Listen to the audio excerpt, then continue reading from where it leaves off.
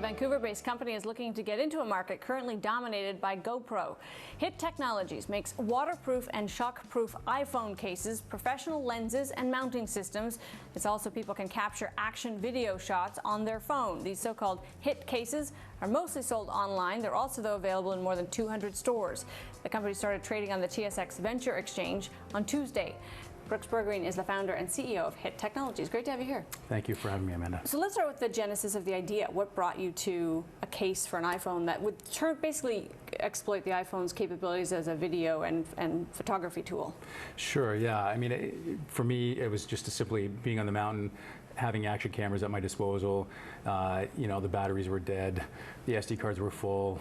You know, even when I did get footage, I had 2 terabytes worth of footage at home that I had never even looked at yet, and I just, I said there has to be a more fun way of doing this. The other side of it too was that I spent more time fooling with the gear than I was really experiencing the outdoors and doing the things that I wanted to do. And so I think for me, having 5 minutes of footage out of the day from my phone and being able to edit and share on the fly was just a lot more fun. You are both somebody with technical expertise and a filmmaker. So is there some kind of a magical marriage of those that brought you to this? I mean, I think when you understand the language of film, you want to be creative with it, and that was sort of the idea behind having it with me all the time, is that I wanted to be able to use something that was there that I could just use spontaneously. And I think that's a lot of part that makes it fun. So tell me about the case itself. How did you come up with so the idea is one thing, but how do you kind of turn that into what you've got here now? Absolutely. And what went into it? I mean, a lot of work to start with. I think you're sort of taking something that has a lot of sensors on it, whether they're touch or light sensors, optical sensors with the camera, and so on like that. And you're basically trying to put that in a Tupperware and then make everything work the way you would normally expect to. So it's quite a lot of work to figure that out. But I mean, we worked with some really talented people, guys that make sealing technology for NASA and nuclear submarines, to come up with something that was very simple, very rugged, and that people could trust, and that I could trust. And so it's interesting. This is shockproof. You can take it deep underwater. You can drop it off things, and yet it has to be touch sensitive. The camera has to get through all of that. Yeah. How complicated? How long did it take you, I guess, to come up with the technology to do that? Yeah, I mean, we're in our second generation, really, of all of our technology. This was sort of the Pro 6, so the product for iPhone 6 was really a clean sheet reinvention for us, and the basics of the seal technology and all of that are very similar, but I think you primarily want to use your phone as a phone. Yeah. The use case is different than when you're using a camera, like an action camera, a GoPro or something like that. And so you need to be able to mount it and unmount it very, very quickly. That's sort of one of the key things about this rail slide tech that we have, which is that you can just sort of very quickly mount this, and so you can get it, off and on very easily when you're out on the mountain, and that you can still use it as your phone, and I think that's what's really key.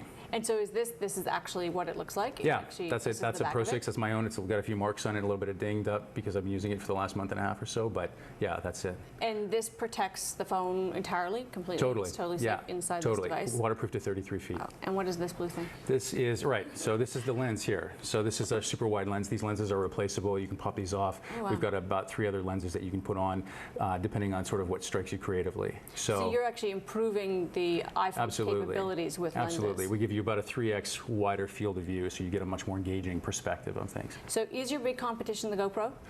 I would say, certainly GoPro is a huge company, and they've done extremely well, and they've done a great thing for us in terms of opening people up to the opportunity of what they can do creatively with this. I wouldn't say they're competitive. I would say they're that they're complementary to what it is that we do. If you've got a GoPro, having a hit case is a great idea too, and you're going to find that you use a hit case for a lot of things that you didn't think you could. Is there technology here that you could use to design for a shockproof case for the GoPro? Because I know there are cases, but they're not very shockproof. They're kind of minimal. I think GoPro's done a great job of already of designing what they've got there. I wouldn't put it past us to do something in the future, but I think for right now we're really focused on iPhone. We love what Apple has done, and really the technology trajectory for iPhone is where we're at. And why focus on the iPhone? Why not other types of devices?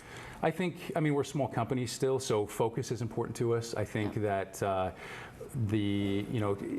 iPhone tends to be the tool of creatives, and so apps tend to be there a little bit beforehand. So the early adopter curve, it's a good place for us to be right now. Now, you did just go public on the venture.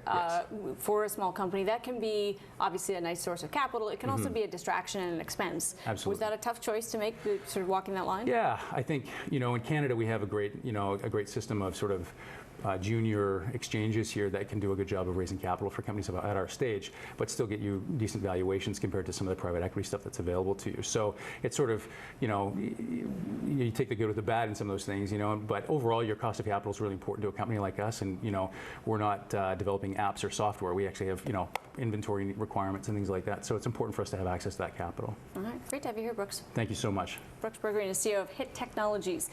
Still ahead, dairy